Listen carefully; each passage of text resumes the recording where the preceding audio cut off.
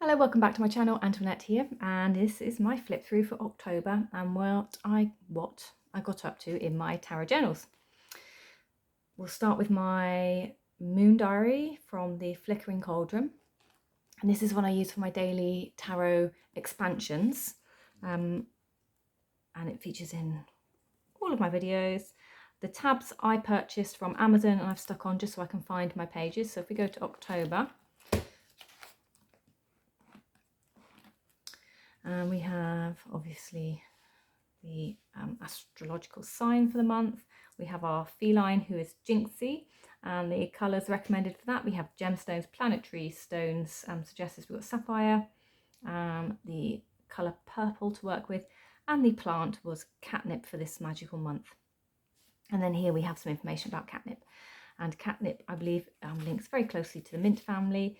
And I have had mint and nettle teas, coincidentally, in my cupboard, which I've been using towards the later half of October, just for my, cup.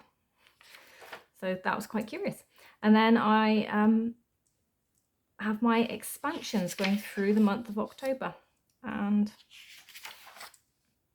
lots of lovely information in here, the witchy part of us all. Yeah, and that was pretty much this one. I did do quite well, actually. I think I filled in, I think that was almost every single page, wasn't it, for October? So there's not always massive expansions. Some are just a couple keywords I could put in my other diary, but they're there. So I think I've done better this month. And then we have some more pages about October, and lovely correspondences, and obviously with the new moon, full moon, and notes page there, which I haven't completed. And then we're moving into November, and November we have vervain. Interestingly, again, another item that's in my tea cupboard, so I've already started working with it. Yeah, but more about November when we see next month. So there's my diary, and as you know, 2023's diary is already out. It's on the shelves. Once it's sold out, it's gone. So if you're wanting one, you'll need to get into it fast. And the layout is slightly different to,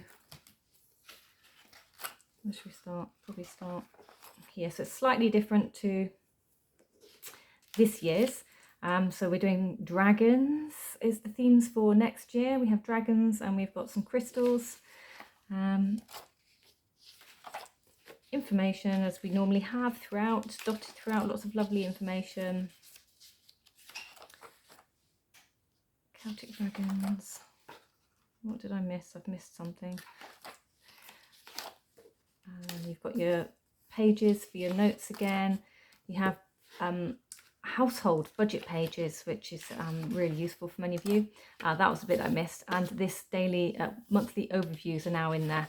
So if you're interested in this diary, then I would go pick it up. It's my most favourite staple. I wouldn't be without it.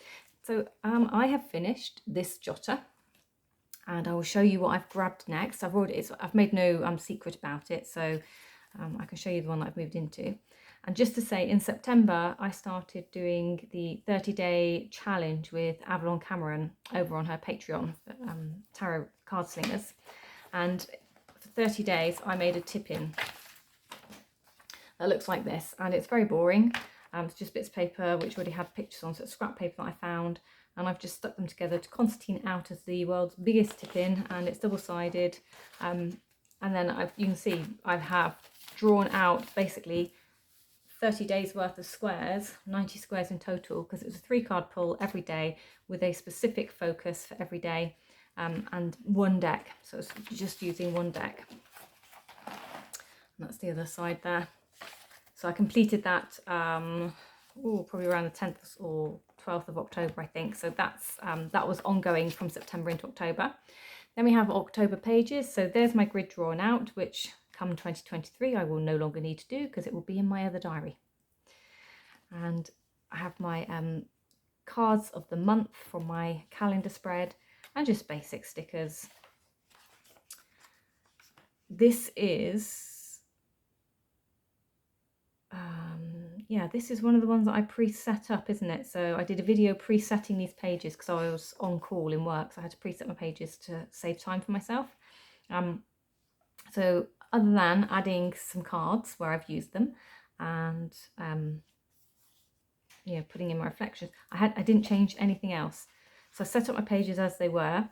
You watched me do this one in the video. So I got as far as here, and then I've written in the spread, and then here is my spread and what my thoughts were on that. And then I've got some doodles of my cards that I was pulling. So some of them I felt like I wanted to draw them in rather than take pictures. And some of them I just used my stickers because they're very Rider-Waite-esque symbology in the cards. So you'll see just up here, and my reflections for the week. So my week aheads didn't change. And sometimes I actually took a picture. And then we have my new moon in Scorpio. There's my spread there. I think I used a dark grimoire for that one. And then I have at the back here, which you didn't see, is I found some Halloween spreads in my journal. So in the journals that I've had for a while, I pulled out some of my Halloween spreads. And this one is by Emerald Lotus Flower, Communicating with Spirit. I have The Whispers of the Ancestors. I can't even read what I've written there now. gypsyartevents.com is this one. I have a Samhain Tarot spread. I didn't actually write down where this one came from, so I do apologise. But if you want the prompts, it's a 3-card spread. 1 is what should I be proud of from the past year. 2 is what do the spirits want me to learn from the past year. And 3 is what advice are the spirits wanting me to know about the upcoming year. So past, present, future. We have the Discovery of Witches spread by New Age Hipster. And I used a Oracle deck for that, I do believe. Yep, I used an Oracle deck instead of a tarot deck. And that was an extra to my ones that I'd already pre-selected. And then we have Realm of the Spirits spread, which is a spread designed by Lisa Hunt, who did the Ghosts and Spirits Tarot, which is currently on sale with US Games. And this was the spread. It was on Instagram basically, so I pulled it out and wrote it down, and I used a different tarot deck to do that with. And then I started drawing again. So these were just cards of the day. So as you can see, Saturday Wisdom, and here's my card, which is the divination. This was a Wednesday spread, I think, and my card was transformation. And then that's it. And these are just bits of stuff that I have in there. So that was how I finished out October in my journal. So it wasn't anything, so it didn't get any fancier than what you watched me set up, other than maybe adding some gold pen and drawing in some moons. But I think I might have added this sticker as extra. But for the most part, this was all done on screen, I think, with you guys. So yeah, that is October in my tarot journal.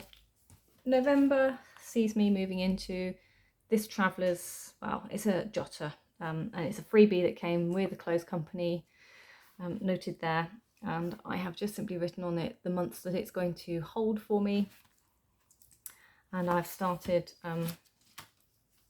in this one, so I've started writing in it already, and I have done the same as what you watched me do for October. I have preset pages just ready to go for the weeks. So I did the weeks and I did the moons. So I know there's a moon there in between weeks 3 and 4. That'll be my week 3, week 4, and then I know there's a dark moon there, is it? I think if I've got this the right way round. I think I tried to do them kind of in colour coordination, but yeah, no. And then I have another one there, and then what I've done is back here I've started doing, so I've wrote a couple that I want to do. So midweek healing, a Saturday wisdom, simple Sunday spread. I've got a spread there to do exploring the death card, which is the one that I found in last year's October journal that I hadn't completed, so I've put it in here to do. And then I think I've got like maybe 8 pages where I could run a few more spreads before I have to do December, and I've got plenty of room in here. So once I've got to the end of December, I will have completed this this one, and then I'll move into my new journal for the new year. There's my journals. Right, let's have a look at the decks.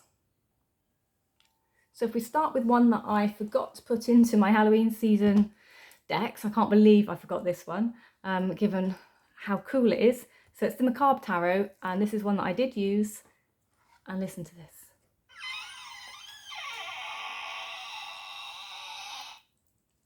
Love it.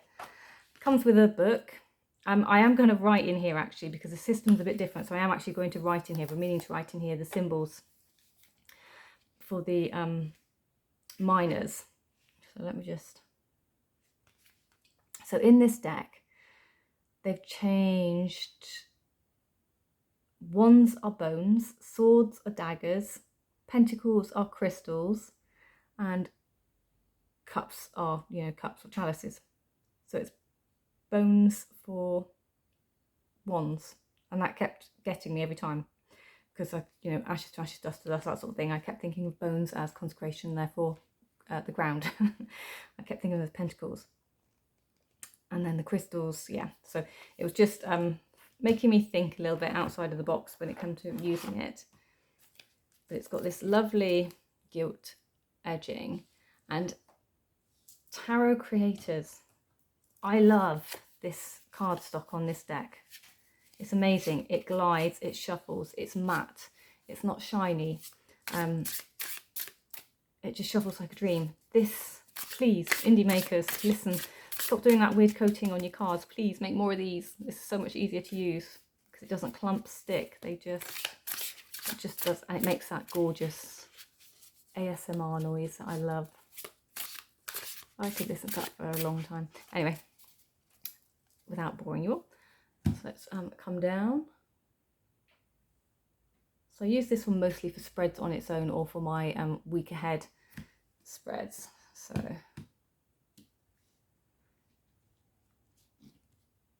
pictures are very different. It's got, like there are hints. So with our Three of Cups, there's a very definite hint there to the symbology that many of you, or many of us, recognise. They are having a party. It's just they're a bit different to what you normally see. With our Seven of Daggers, that's probably a lot different, and maybe a bit more pippish. Perhaps it's more what you'd call illustrated pip than your normal Seven of Daggers or Seven of Swords. But yeah, Four of Cups. So we do have the one cup there and the three up there, but it's not being handed to him, and he is also grasping his own throat. So yeah, so there are things in here that are different, and some things which are very familiar. But as far as reading with it went, it was actually quite nice. It's nice to have some of these different images to play with. And it is, as you can see, black and white as it goes through. And the court cards have different names as well. I'll just get the names out for you. Actually, they were quite cool.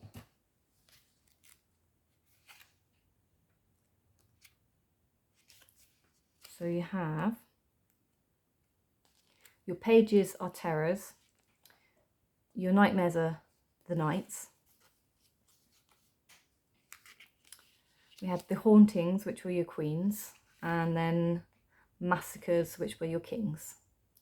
So yeah, very different. But very ornate, very pretty artwork. Yeah, and for a bit of fun, a little bit of kitsch spookiness for Halloween. That is a nice deck. Didn't really get an energy vibe on this deck, to be honest. Just what it is. This one just felt more like a deck to use and put it down and get your basic readings without feeling too much into it. But yeah, that is the Macabre Tarot that comes in this gorgeous box, and it's by Samantha West, and it is a Rockpool Publishing deck. So there. No, I don't know how I forgot to put it in. Now then, I did use the Dark Grimoire to do some spreads, And this one has been edged because I wanted it to contrast quite brightly with the sides. And this one gives a very, I don't know what I'm doing here. Gives a very different kind of vibe with its readings. I don't know if you can see that on there. Try this way. It's because it's so miserable and dark here. I need the light on now, so everything's going to shimmer. That's why I don't like glossy cards so much when I'm trying to do this. But yeah, this one. It pokes at the recesses of your mind with the images, I think. You know, what is it reminding you of? What does it kind of bring up for you? What thoughts and feelings are you getting? So you can sit with this one for a little bit and just kind of like tease out cards that you might find disturbing, and kind of makes you sit and question why you find it disturbing. So it does make you do that kind of hint of self-work. What is so disturbing about the image to you and why, and then kind of working out how you become okay with that image, because at the end of the day, these are just cards. You know, like, is he being swallowed or is he coming out, emerging? But yeah, so that is the Dark Grimoire Tarot. I know lots of people do use this for shadow work specifically because of its imagery. I haven't decided either way yet quite how I work with this deck. It's just one that if I'm in the mood, I pull it off the shelf. So yeah. So maybe it's one that I need to be either I need time to read it, or I need to be in the mood to accommodate the images perhaps. So just tidy up as we go. Then we had a very standardized, no surprise deck, and that is the Jack-o'-lantern tarot with the backs. It's not been edged. I use this for some of my week ahead spreads, so it reads quite nicely. Lovely bright colours. It's got your standardized imagery in it, just a little bit more fun and quirky with what you see. And this is one that I have said I don't think, because it's got pumpkins in it, obviously, yes, most people are going to go Halloween and because it's called Jack-o'-lantern. But I do feel that colour palette wise, you can use this at any point of the year, really. It's not just going to be for Halloween. Just got nice, cheerful, probably because the oranges and yellows, it's got that, it does have a bright feel to it. It doesn't feel like all doom and gloom. It doesn't feel like the Dark Grimoire does. I think this one you could probably just like drop down a reading at any point, any time, get your message really quickly and then move on. Whereas with the Dark Grimoire, I feel like you need to sit and think about it for a bit longer. And this one predominantly I was using just as on its own as 3-card spreads. So that's my Jack-o'-lantern. And then moving on, we'll use the Babs. And just to say that I have those extra cards in the back now, I've turned into the book for the little white book. So I've got them, they don't get mixed up into my deck. They are now secured together, and if I need to dive into the book, I know where it is.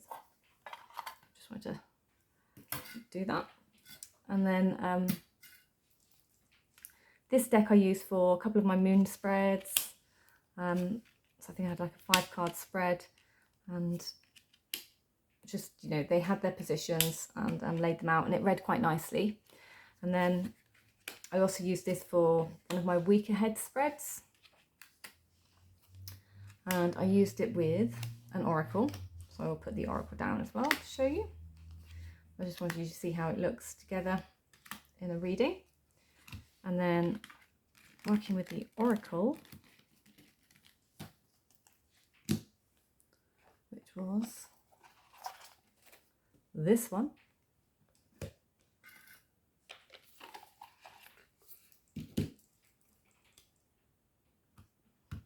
There's one of the cards that kept coming out. So it was very, these work together very nicely, and I've said that in the past. I used these last year together on a number of occasions and got really nice readings. They paired together well. They picked up with either the words up here, so we've got Hanged Man, Healer, Sorrow. I just felt that for me, they just felt correct. It didn't feel disjointed when I put them together. They felt like they had their meaning. So Empress, Ancestor, and then we have a Prince of Swords there. Banshee. Now she was following me around, that card. If she wasn't at the base of the deck for the energy, she was in the reading, or she was flying out for the reading. So haven't quite worked out what she's heeding me about, but she brings change. There's no stopping the old Banshee. She brings change whether you want it or not, and it's a bit like a tower in an Oracle deck. So it's a card that you're not expecting to find in your Oracle deck, I think. But yeah, so from a pairings point of view, these ones I continue to pair together and enjoy lots.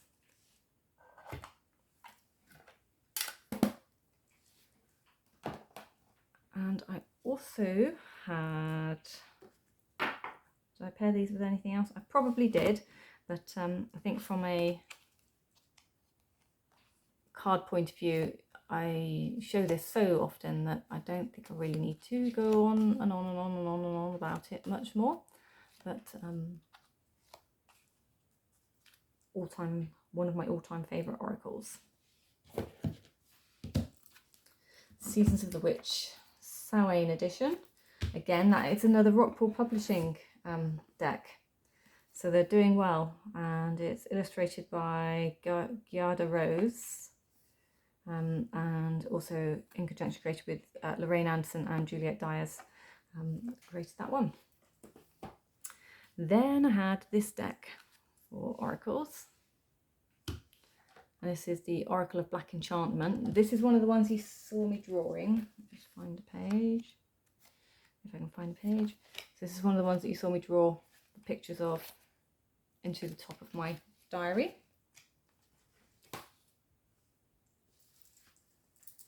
And I would also use this alongside this one. Seeing a theme here with my extra cards now. They're being turned into little books to keep my white books safe from harm. And this is the Halloween Tarot in a tin. Again, another one by US Games. Doesn't really need a lot of introduction here. Just pop it there. As far as readings goes, it was more, this would go out as a 3-card spread, and then one of these would be kind of to go with it. So it wasn't so much reading them together as a pairing. It was an overall to go with that, and it's probably more the images match the quirkiness of the deck for this particular pairing. I mean, they do work together, but yeah, I think it was more just because this is very Halloween, and this is very kind of macabre and Halloween as well. And when you put them together, they just complement each other quite nicely. So there we go. Right. Sounds like there's somebody at the front door, so I might just have to pause this a second, and then before I move on to the next deck. So 1 second. Okay, so the deck that I used for that 30-day challenge exclusively, and I think I did pull it for a couple of other things as well, card of the day as well, is the Madame Lydia Wilhelmina's Monsters of the Macabre and Autumn Scenes or something like that. I haven't brought the guidebooks up with this one. If you want to see that, then that will be in my Spooky Decks video, but it has been edged, and this is just kind of like some artwork. So from a 3-card point of view,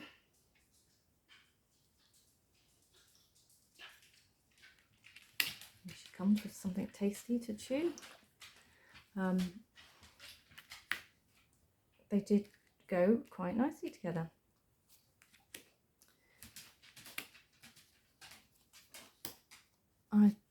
It goes in and out of print. It's currently out of print is my understanding, and has been for 12 months or so.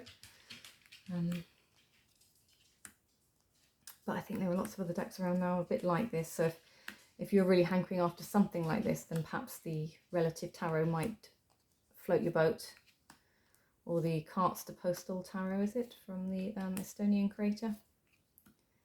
So yeah, but quite enjoyed, because I hadn't really worked with it exclusively properly before this, so it's nice to sit and just use it for 30 days solid, and see what happens with it and what kind of readings I get. And sometimes it was looking into the pictures to answer the question, because perhaps not the meaning, or the meaning wasn't really giving you what you needed. So it's sometimes just looking at what else in that picture spoke to you and jumped out and kind of gave you meaning, influenced your reading. But it is a gorgeous deck. Didn't think I would like it as much as I do, actually, if I'm very honest. And it's very autumnal. This is a very this time of year deck, so I don't think it's just for Halloween. I think this one will easily go through the winter months for me. Probably take you through, you could use this all the way up to January, February, I think, without being out of sync with the seasons. So that is that one.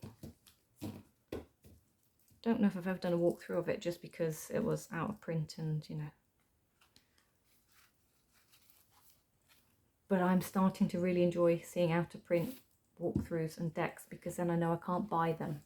So I don't know if anyone else has seen the logic there, but that's something I've started. And then a surprise deck that I threw in, again not one that I talked about, is the old Bonestone and Earthflesh Tarot, because I used it to do the Communicating with Spirit spread from Emerald Lotus Flower, because this one I originally purchased to use for those types of readings. And what can I say? Anaturian's artwork combined with Avalon's vision and the collaboration of creating the deck, it just does what it needs to do. It gives you really kind of great earthy, there is like this earthy ancestral kind of spiritual voice on this deck for me. It feels like a counsel. It's somebody else, kind of the hand on your shoulder, giving you answers. Not always answers that you particularly want to hear, but that's how it feels. It just has a kind of gentle guiding voice. Maybe that's what I'm looking for. And because I don't put a lot of weight on decks having such different voices, readings, personalities, that's probably why I'm struggling with my words when it comes to describing them. I do usually see these as tools, and a deck can do anything for any purpose, any occasion. But some do definitely give a more in-depth feel or reading to certain types of question. I can't deny that, and that is one of the mysteries of the cards. And I will never probably be able to answer the whys with that either. But yeah, so there we go. So that was a Bonestone Earthflesh that got an honourable mention in my spread, and one other that kind of came in was my Oracle, and I used this exclusively for that one spread. So this is the Witch's Oracle. Have I got that right this time? This is the one that I always get confused with, the Witch's Wisdom tarot deck. So because this has been trimmed down to be tarot size now, it has that, it has more of a feel to be used as a tarot deck. I certainly pull it out a bit more regularly than I would a big oracle. So I just really like the keywords on here and the meanings. And the guidebook has some really nice ways of using these into your divination and their own messages as well. So if you can't quite, if this isn't quite hitting the mark for you, then definitely pull out the guidebook and have a look and see what you got in there. And so this one did get its own honourable mention by being pulled out for a spread. And I hadn't planned on using this at all because I didn't want to be too cliche about the decks that I was pulling necessarily this month. But yeah, it definitely got a fun shuffle. And I probably pulled it for a couple of other cards throughout my day occasionally, just for comfort or wisdom. So yeah, there we go. What did you use? What did you get up to? And any of these decks? How were you surprised actually with what I pulled? I don't think you would have been. I think given the ones I showed you in my spooky deck collection, you probably were expecting to see something along these lines. I'm quite sure that there's not a lot there that would have surprised you about my hot picks for the month. But yeah, let me know and I will see you in the next one for November. And looking forward to moving into 2023. So take care. Bye-bye.